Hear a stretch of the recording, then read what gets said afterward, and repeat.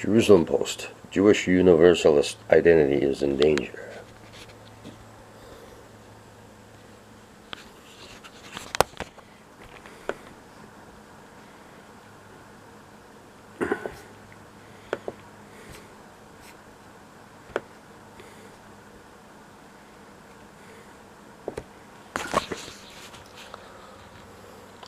The writer is a rabbi at Yeshivat Har Etzion Gush,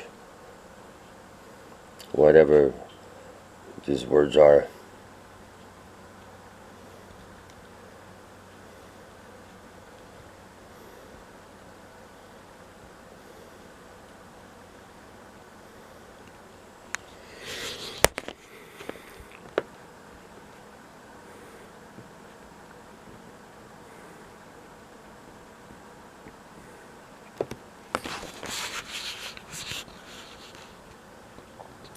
Jewish identity delicately balances two opposing attitudes toward the non-Jewish world. We are particularistic race, asserting an exclusive covenant and Hashem, which awards us his land of Israel, distinctive dietary and marital customs, along with rigid system of commandments and prohibitions, preserve our cultural insularity. The Jewish day-to-day experience is fundamentally different from the daily routine in non-Jews. We are different and we are chosen. However, we are not chosen for privilege or luxury, but for responsibility and mission. Because these people think they have a right to guide mankind. Okay, who is guiding mankind? Who's doing all these wars, impoverishing people, everything? Let's continue. We are wardens of religious conscience, tasked with calling humanity to a higher ground. To many, the phrase chosen people sounds bigoted and racist, and for centuries our enemies invoked this term to accuse us of arrogance and condescension. Our haters didn't realize that our chosenness doesn't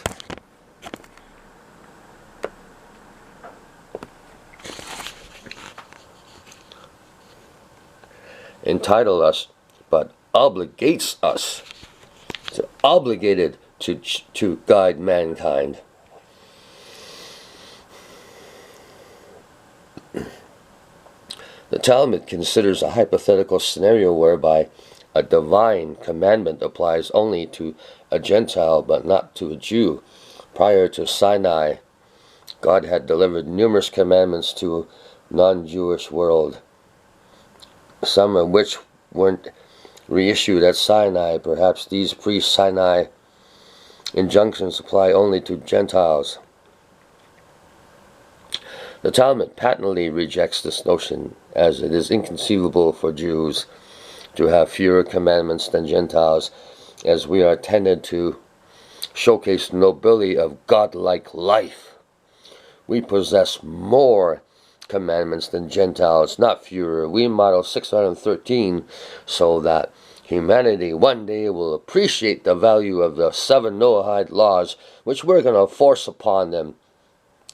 Given this historical assignment, it's unimaginable that this Sinai reduced our level of obligation. We aren't chosen for privilege or pleasure, but for greater devotion and commitment, a nation of priests steadfastly guarding human conscience.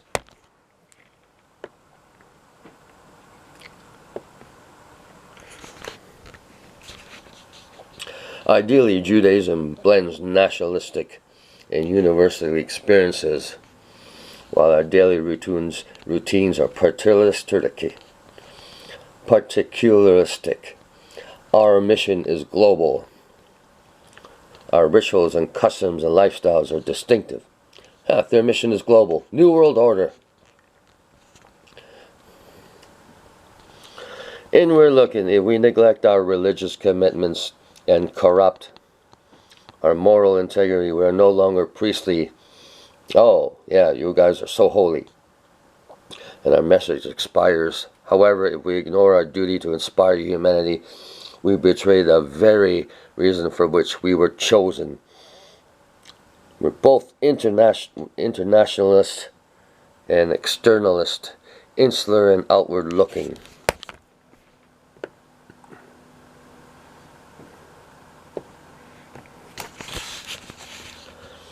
Past few months have severely challenged our ability to merge these two cardinal values. It is not an easy time to be Jewish.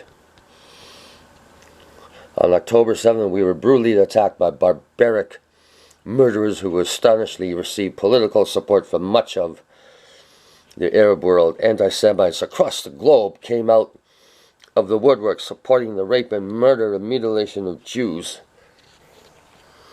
We received a rude awakening that deep-seated animosity toward our people still lingers under the surface of a shiny, shimmering modern world. This monstrosity of anti-Semitism still lives.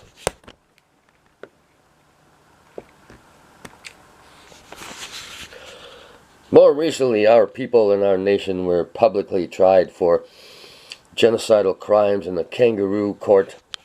Yeah, what about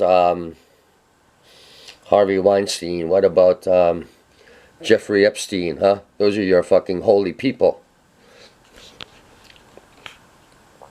Particularly absurd, painful that Jews are now being falsely accused of the very crime that we faced only a generation ago. We have survived genocidal attacks for centuries.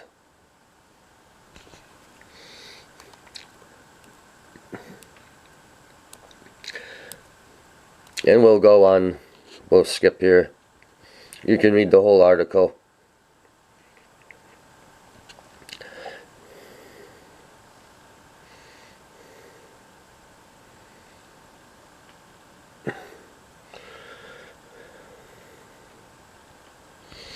Harsh reality check, reminding us that much of the modern world is still unwilling to accept us and our rights to Israel. In some ways, we return to the days of our ancestor Abraham, who was dubbed Ivri because he stood alone on one side, opposing an entire pagan world which discredited his religious beliefs.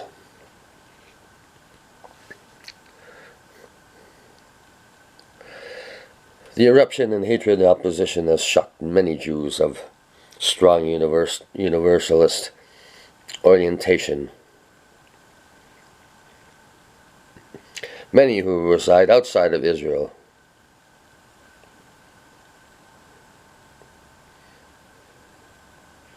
Racial and religious equality.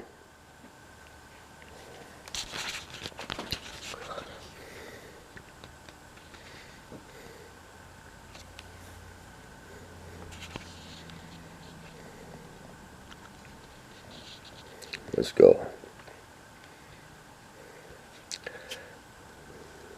They assumed that our historical Jewish mission had now transformed into a shared universal agenda of promoting equality, education, and peace.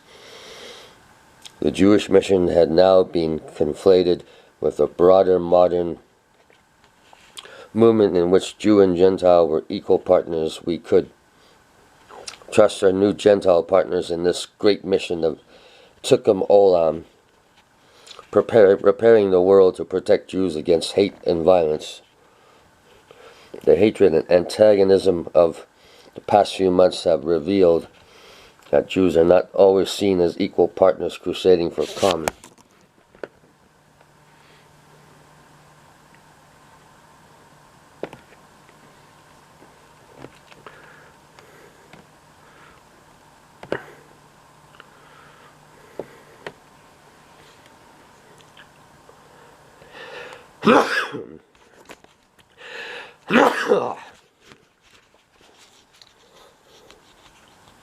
It is extremely symbolic that Germany has become a stalwart supporter of the Jewish state. Decades after threatening Jewish survival, it is among the strongest to defend it. We're not alone, and we should not delude ourselves into believing that we have completely returned to the condition of Abraham.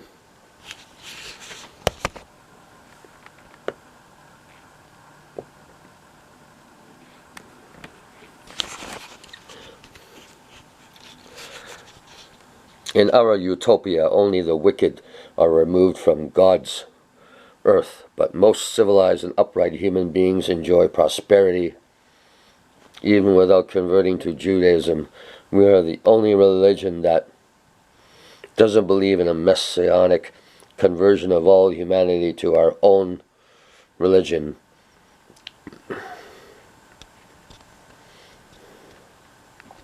Being created in God's image lives in peace and harmony, embracing God and acknowledging Jews as his moral religious representatives.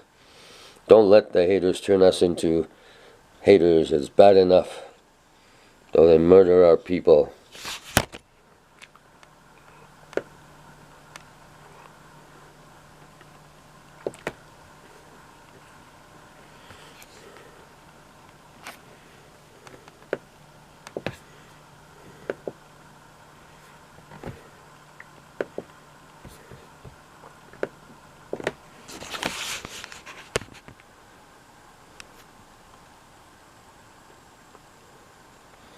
Moreover, regardless of international support, we can never allow anti-Semitism blur our universalist, globalist vision. Our messianic narrative doesn't envision the apocalyptic elimination of all humanity, with only Jews surviving. In our utopia, only the wicked are removed from God's earth.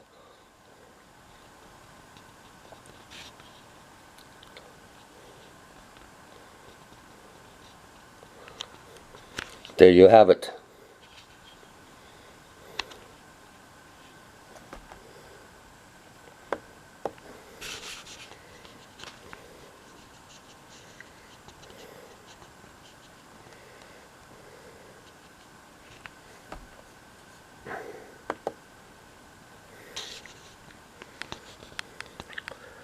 You can Google that.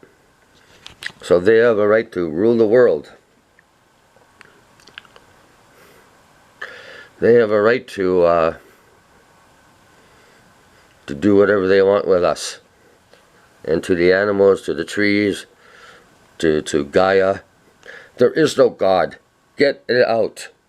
There is no God. There is no chosen. There's no such thing as God. Wake up. There is no God. There are no chosen people. No one has a right to guide humanity. That is evil. Do you understand, anybody? No one has a right to guide humanity. None of these priesthoods have a right. They're all making wars. Religion is the root of all evil, all wars.